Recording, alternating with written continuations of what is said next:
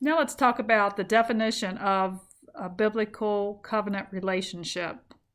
When we use the words from the Hebrew and the Greek word covenant, we might say that the definition of a biblical covenant is a relationship with Christ with an agreement to live according to his will. Remember, his will is the testament. It's the word. When we live outside of the will of God, the word of God, we're guilty of breaking the covenant. But thank God, he always keeps his end of the covenant. His will, the word, stands and cannot be broken. Often people will say, well, what is God's will for my life? He knows my heart, but what's he want me to do? Well, he instructs us in Proverbs 4:23 to keep our heart with all diligence, for out of it are the issues of life. So we have his will and his word. And in order to stay in relationship with Christ, we must follow his will, his word, with our whole heart, thus keeping our end of the covenant. Let's take a look now at Psalms 89:34.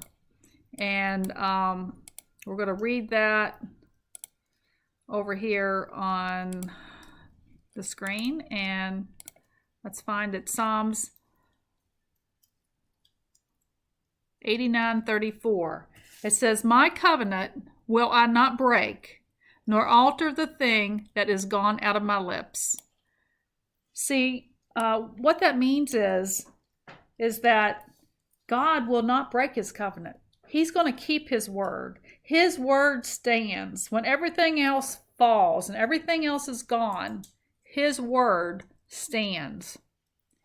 Then question number 9 is found in Proverbs 4:23 and Philippians 4:7.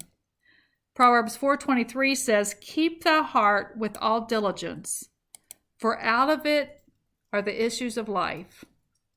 And Philippians 4:7 says, and the peace of God, which passeth all understanding, will keep your hearts and your minds through Christ Jesus. So what do these verses say about our covenant with God? See, our heart must be in alignment with his will, and his will is the word. So if we want to know what his will is, we have to read the word. Issues flow from our heart and tell a story about where we stand in our beliefs with his word.